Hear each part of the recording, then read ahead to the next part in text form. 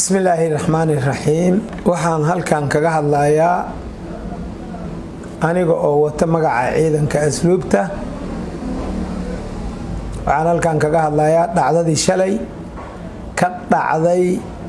kawaanka malayga israsaasayntii halkaas ka dhacday aan rabaa inaan faahfaahin fiican ka dhiibo maadaama odayaashii halkaas marayay ay dhaheen annaga naloogu dan laha yaan rabaa wax runa inaan ka sheego laba carabna maliyo shalay waan hadlay laakiin Soomaalida waxay tiraahdaa hadal waa margi oo hadba meel u jeesta ciidanka asluubtu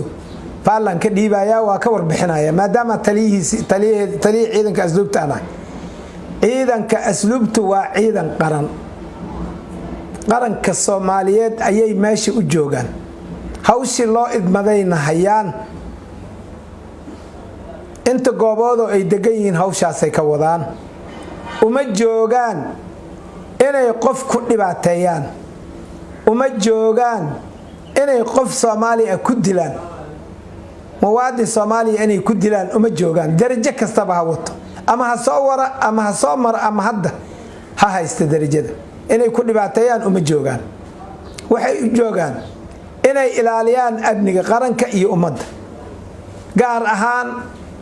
maxkamadaha iyo maxaabiista xabsiga dhaxal lagu hayo gaar ahaan maxkamadaha iyo maxaabiista xabsiga dhaxal lagu hayo qof muwaadin ah oo target ay u yihiin ay amar ku qabaan inay dilaan ma jirto mana dhici karto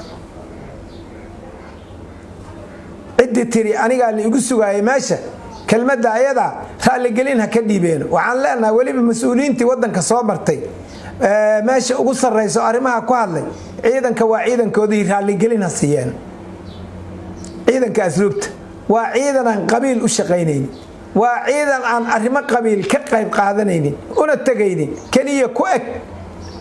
ciidan qaran inay yihiin muujinayo astaanteedana wato waay taas waa shaqadii ciidanka asluubta madaxda aan raali gelinta ka rabnana ayagu ma sugaynine kelmadda ayada haday cid u sheegtay wataas waxaan doonaynaa ciidankoodii baan nahay inay raali geliyaan ayaga nabadgelyadooda ilaalinayna ummadda nabadgelyadeeda ilaalinayna dalka waxa yaala waa ogtihiin wadada kaliya ugu nabadgelyada badan halaha yarko aan degan oo la maray wadada kaliya dalka ugu nabadgelyada badan waay waxaan codsanaynaa annagana inaysan dacayadeynin waxaan ahayn ay nagu sheegin askartoodii baan nahay ayagaan ilaalinaynaa waxaan codsanaynaa cidii meesha maraysa inay sheegto la hubsado cid kasto maraysa noocu yahay in la hubsado ayay meesha u joogtaa askartu adawga dalka joogayna ku jira oo dhibaatada maalin walba ka wado argagixisada alqaacidada al-shabaab ayayna ilaalinayaan oo ummadda ka ilaalinayaan xafiisyada dawladda ka ilaalinayaan maahane ma ilaalinayaan nin Soomaali oo wadadiisa iska hay inay dhibaateeyaan uma joogaan midaan hal la qaato runtii tan waay hadalka runtiisi waa tan haddaan run la sheegin beena qarsanay Soomaalidu tiraahdo siday wax u dhaceen aan ku daraaya gaariga Cabdibilaha maray askarta waxay ahayd inuu istaago oo yiraahdo madaxweynihii hore Xasan Sheekh Maxamuud aan wadnaa askarta jidkay u furi lahayd waa la soo dhaweyn lahaa ma dhihina gaariga waa gudbay distan dheer baa u dhaxeeyay markuu gudbay waxay joojiyeen gaarigii dambe si ay u hubsadaan baabuurkii gudbay dib u rasaas u soo riday u soo xabaday kaamira jirta ummad badan joogtay magaalo weeye wax cad waay waxa aniga aan sheegay dhibaatada Cabdibilaha sameeyay wuxuu bedeli gaaray ninkuu waardiyeynay hadii cid xabad kugu soo rido waxay taadan ogeyn oo xabad kugu soo rido adna xabad haysatid faataha lama aqrinaya xabada loogu jawaaba arrinka sidaas ay ku dhacday xabadu ma ahan inay asluub bilowday ma ahan inay cid ku qaldantay gaarigay joojiyeen Cabdibiluhu inuu istaago sheegay ahayd ay dhahaan mas'uulkaasaan wadnaa haddaba jidku maray waa loo furay abeerta waa la soo dhaweeyay sidii madaxweyne asigoo ah hadan yaa gacmo loo lulay oo jidka ku maray marka kalena haday sheegi lahaayeen saas u mar la habeenii maalin way maraan madax umada mas'uuliyiinta siyaasiyiinta ayna ka masuugin askariga jidka taagan inay isu sheegaan ayna ka masuugin oo ay isku dayeen inay xoog ku maraan waraday nabadgelyadaada ilaalinaya umada ilaalinaya isu sheeg waxba kuma dhihi kara askariga waa ku soo dhaweynaya laakiin hadii adna aadan isu soo sheegin ama aadan is sheegin waa laba kelmadood isu soo sheegin ama aadan is sheegin staafkaagina meelan dhaweyn uu taagan yahay asna una wax sheegin muxuu wada staaf ugu yahay staaf wuxuu yahay inuu istaaga baabuurka meesha askartu ila war madaxweynaha horaan wadnaay wadada u fura gaarigiisa lama joojiyeen dhabta inaan kala leexana ma idaan colaad u qabna gaar ah oo meesha u joognaa ma jirto shaqo qaran u joognaa hanugula tixgeliyo asluubtuna dambiile ma askari meel taagan oo qaran oo waardiye u taagan oo calaamadiisi wata ma aha kuwa yaani meesha taagan in la yiraahdo anigu igu sugaayeen taas ayadaan nama qabato meeshana waa nugula ogyahay burcadnimo kuma deganin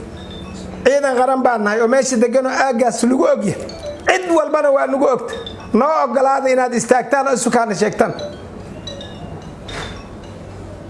in la yiraahdo askarigi waa dambiile hala baaro dambiile ma aha hadduu askariga dambiile ana dambiile aniga hala baaro annaga waxaan ku hadlahay waa arki doontaa ساكوية وارديان صارني وحاني إلالي عدو إلالي حفيسيدان إلالي قارقة قرح وضع إلالي هبصو إلالي ننك محيه هيتو إسو صاحر حريو إنو غر حرم كإلالي تيبو تاقيها بيني مال دنبيلاتها إن لوغو درماه